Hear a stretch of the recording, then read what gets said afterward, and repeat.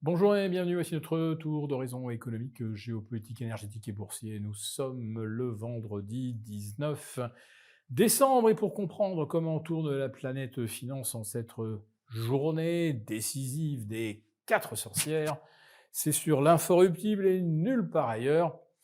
Et la chronique du jour, je vais l'intituler Amis contribuables, apprêtez-vous à remettre au pot pour 90 milliards d'euros.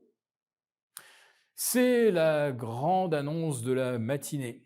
Eh bien voilà, l'Europe s'engage en faveur de l'Ukraine, s'engage en fait à payer toutes les factures de l'Ukraine, payer les fonctionnaires ukrainiens, les soldats ukrainiens, les retraites des Ukrainiens. 90 milliards qui ne seront donc pas gagés sur les avoirs russes. Il est apparu trop dangereux de les confisquer, ce qui aurait fait de la zone euro en fait une sorte de zone de non-droit économique, un véritable acte de piraterie.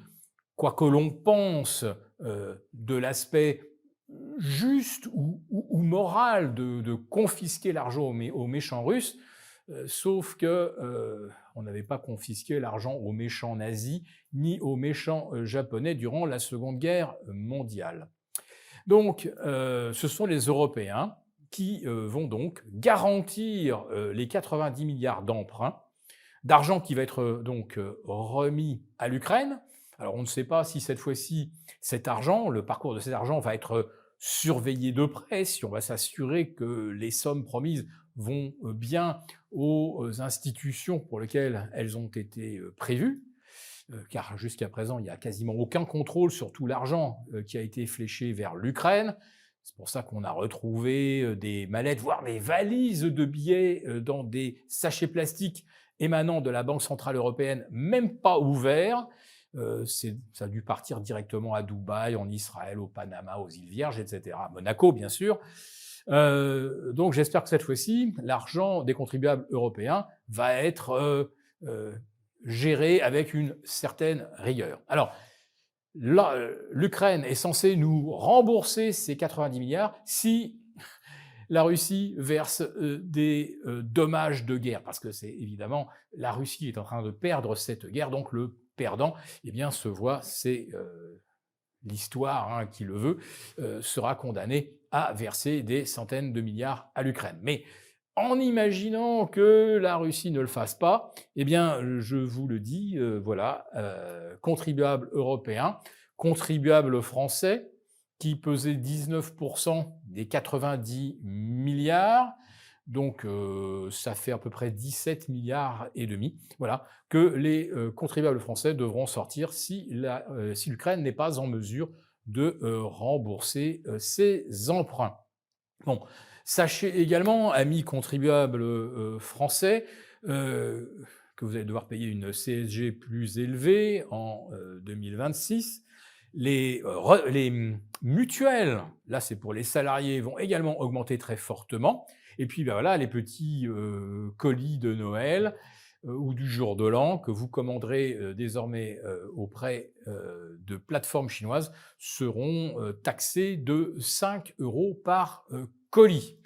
Et j'en passe évidemment avec la hausse des tarifs SNCF et RATP, les carburants qui vont augmenter et peut-être que durant la trêve des confiseurs, pendant que personne n'y fait attention, on apprendra également qu'il y a telle ou telle petite taxe marginale qui est relevée ici ou là. Mais ça ne suffira pas, comme vous le savez, à combler le déficit de la France qui va continuer d'augmenter en 2026. Donc, les programmes d'émission de France Trésor vont donc être de plus en plus massives et ça va évidemment absorber de plus en plus d'argent pour rembourser nos créanciers. Et ma crainte, ma vraie crainte à quelques jours de 2026, c'est que les taux d'intérêt, dont on pense et tout le monde le souhaite, les taux devraient baisser en 2026. Trump tanne la Fed pour qu'elle réduise ses taux d'intérêt. On espère que Christine Lagarde va se dire « ben oui, baisser encore les taux, pourquoi pas, l'inflation est maîtrisée, qu'est-ce qui s'y oppose vraiment ?» Donc tout le monde pense qu'il y a de la marge pour une nouvelle baisse des taux. Le consensus pour un nouvel assouplissement de la Fed au mois de janvier est passé de 35 à 60 grâce aux bons chiffres de l'inflation qu'on a eu hier. Mais ces chiffres d'inflation sont complètement bidons, ils sont complètement incomplets. On a surtout la baisse du gaz, des carburants qui est incluse et pratiquement aucune autre catégorie de prix n'a été relevée. Donc on ne sait pas réellement quelle était l'inflation, mais sur le papier, voilà, on nous a annoncé 2%. Les marchés ne se sentent plus de joie. Voilà, donc le consensus, c'est que les taux vont baisser. Mais imaginez que ce soit l'inverse. Eh bien là, on va pas tarder à être surpris. Parce que si les taux étaient, on va dire, à mi-chemin entre leur plus haut et leur plus bas des 3 derniers mois, on pourrait se dire, bon, ils peuvent encore monter un tout petit peu, et puis on verra bien à un moment si il faut s'inquiéter ou pas. Le problème, c'est que là, on va aborder les dernières séances de l'année et l'année 2026 avec des taux d'intérêt longs qui sont exactement sur la ligne de crête des pires niveaux que l'on a observés cette année, et ce qui est quand même assez paradoxal, puisqu'il y a eu 3 baisses de taux consécutives aux États-Unis, et pourtant le 10 ans et le 30 ans, à 80 et 4,80 respectivement, sont exactement sur le point de sortir par le haut d'une figure en triangle qui, à mon avis, sonnerait le glas de la tendance haussière sur l'ensemble des marchés. Je dis bien l'ensemble des marchés, pas que sur les actions, pas que sur l'IA. Ça sonnerait également le glas de la consommation parce que les taux sur ce qu'on appelle les prêts à la consommation ou le crédit revolving augmenteraient encore assez violemment. Et puis, bien sûr, les taux longs, ceux qui servent de référence pour les prêts immobiliers, grimperaient également, ce qui nous ferait une récession côté immobilier. Donc, si vous avez une économie en récession de l'autre côté, des taux qui se tendent, le service de la dette qui explose et des valorisations boursières qui sont absolument toutes pratiquement au plus haut. Allez, quoi, il manque même pas 1% au S&P pour établir un nouveau record absolu, à peine 1% sur le Nasdaq et 1% également sur l'Eurostock. Voilà, tout est au plus haut en même temps sur l'hypothèse que les taux vont baisser.